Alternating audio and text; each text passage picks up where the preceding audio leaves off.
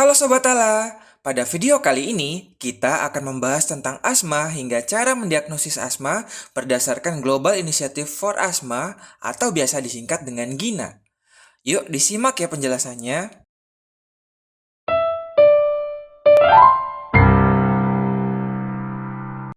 Asma merupakan salah satu penyakit sistem respirasi yang ditandai dengan inflamasi kronis pada jalan pernapasan. Gejala dari asma berupa wheezing, kesulitan bernapas, dada sesak, serta batuk. Hal ini diakibatkan oleh bronkokonstriksi, penebalan dinding saluran napas, dan produksi mukus yang lebih banyak. Hasilnya, aliran udara yang keluar dari paru-paru pun ikut berkurang. Sebelumnya, kita perlu mengerti terlebih dahulu bahwa asma merupakan penyakit inflamasi kronis, yang mana sebenarnya inflamasi tetap terus terjadi namun bersifat subklinis, alias tidak menunjukkan gejala yang dapat dirasakan ataupun terlihat secara klinis. Proses inflamasi subklinis ini dapat meningkatkan sensitivitas paru-paru terhadap alergen tertentu. Pada saat paru-paru terpapar suatu pemicu tertentu, sel imun yang sedang dalam proses inflamasi subklinis ini akan lebih mudah untuk terinduksi dan melepaskan sitokin proinflamasi yang memulai reaksi alergi yang dapat tampak secara klinis. Inilah yang disebut dengan asma eksaserbasi atau biasa dikenal dengan serangan asma. Oke, selanjutnya kita harus memastikan terlebih dahulu apa yang disebut dengan kondisi asma. Diagnosis asma didasari oleh dua hal, yaitu riwayat gejala pernapasan dan limitasi fungsi ekspirasi paru yang bervariasi. Riwayat gejala pernapasan yang dimaksud adalah wheezing atau mengi, napas pendek, dada sesak, dan atau batuk. Gejala-gejala tersebut perlu dicermati frekuensinya, intensitasnya, waktu terjadinya, dan apakah ada pemicu ataupun sakit yang mendahului serangan asma. Berdasarkan waktu terjadinya, asma lebih sering terjadi pada waktu malam hari atau ketika bangun tidur. Hal ini berkaitan dengan penurunan kadar kortisol sebagai antiinflamasi endogen yang dipengaruhi oleh ritme sirkadian tubuh. Semakin tinggi kadar kortisol, maka semakin mudah tubuh mengalami inflamasi, yang dalam hal ini dapat menimbulkan serangan asma. Sementara itu, sakit yang mendahului serangan asma biasanya berupa infeksi pada saluran pernapasan. Serangan asma juga dapat dipicu oleh aktivitas fisik, alergen tertentu, udara dingin, dan bahkan tertawa. Aktivitas fisik dapat menimbulkan hiperventilasi yang menyebabkan hilangnya kandungan air di permukaan sel saluran napas. Hal ini kemudian memicu difusi cairan dari dalam keluar sel sehingga sel akan mengkerut. Proses ini akan dianggap sebagai kondisi stres sel yang dapat memicu pelepasan mediator inflamasi. Udara dingin dan tertawa juga dapat menyebabkan stres sel dengan proses yang hampir serupa. Selanjutnya, kita akan bahas tentang limitasi fungsi ekspirasi paru. Indikator ini dapat dilihat melalui 4 hal. Yang pertama, perubahan fungsi ekspirasi paru terhadap penggunaan bronkodilator inhalasi. Yang kedua, perubahan fungsi ekspirasi paru pada bronchial challenge test. Yang ketiga, rata variabilitas harian peak expiratory volume atau disingkat dengan PEF. Dan yang keempat, perubahan fungsi ekspirasi paru terhadap kortikosteroid inhalasi. Sebelum kita membahas masing-masing uji untuk mengukur keempat hal tersebut, diketahui bahwa sebelum melakukan setiap uji, pasien harus diuji fungsi paru dasarnya. Hal ini dilakukan dengan membandingkan FEV1 dan FVC pasien dengan predicted value individu tersebut. FEV1 adalah forced expiratory volume in 1 second atau volume napas yang dikeluarkan paksa dalam waktu 1 detik.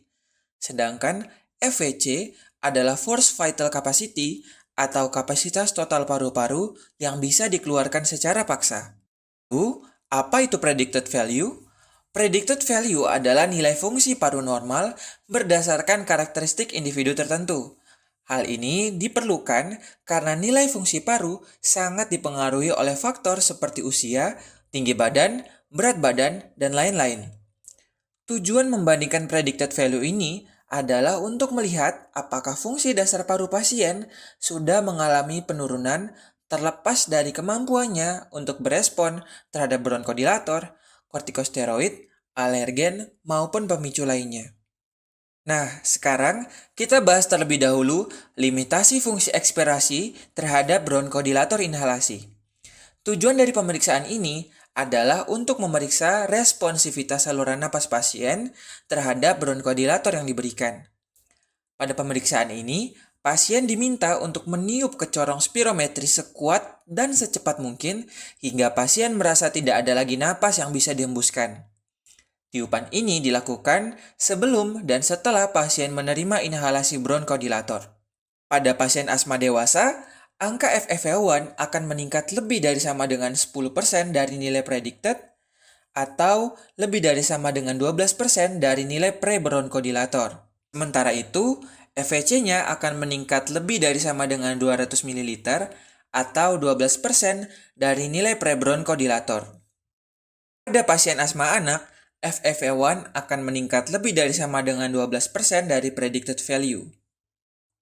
Pemeriksaan ini juga dapat dilakukan dengan menggunakan Peak Expiratory Flow atau PEF dengan peningkatan nilai PEF pada dewasa sebelum dan sesudah bronkodilator sebesar lebih dari sama dengan 20% dan pada anak akan meningkat lebih dari sama dengan 15%. Jika hasilnya kurang dari nilai yang ditentukan, namun riwayat gejala sangat mengindikasikan asma, selanjutnya kita dapat mempertimbangkan mengukur variabilitas harian PEF atau melakukan bronchial challenge test. Bronchial challenge test dilakukan dengan cara memberikan alergen pada saluran napas pasien, dapat berupa histamin, metakolin, manitol, dan lainnya. Pemeriksaan ini membutuhkan fasilitas resusitasi darurat yang memadai sehingga hanya tersedia di fasilitas kesehatan tingkat lanjut atau fasilitas kesehatan di kota besar di Indonesia. Oleh karena itu, opsi pemeriksaan lain yang lebih sering menjadi pilihan adalah uji variabilitas harian PEF. Variabilitas harian PEF dipertimbangkan jika yang pertama, pasien mengeluhkan gejala yang tidak menentu waktunya, dan yang kedua, ada dugaan pemeriksaan spirometri tidak dapat menangkap variabilitas perubahan fungsi ekspirasi pada saat pemeriksaan.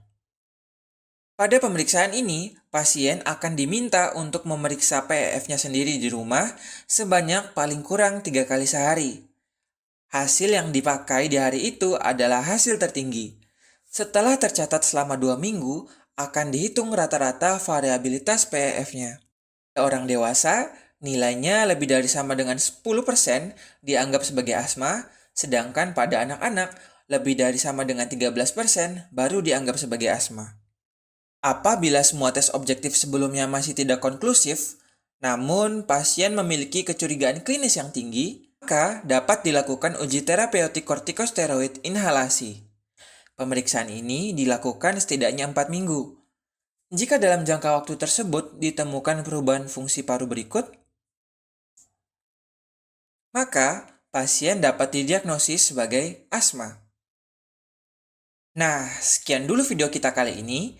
Di video kita selanjutnya, kita akan bahas bagaimana langkah menterapi asma baik pada orang dewasa maupun pada anak-anak. Jangan lupa like dan subscribe-nya ya, biar nggak ketinggalan di video selanjutnya. See you in the next video.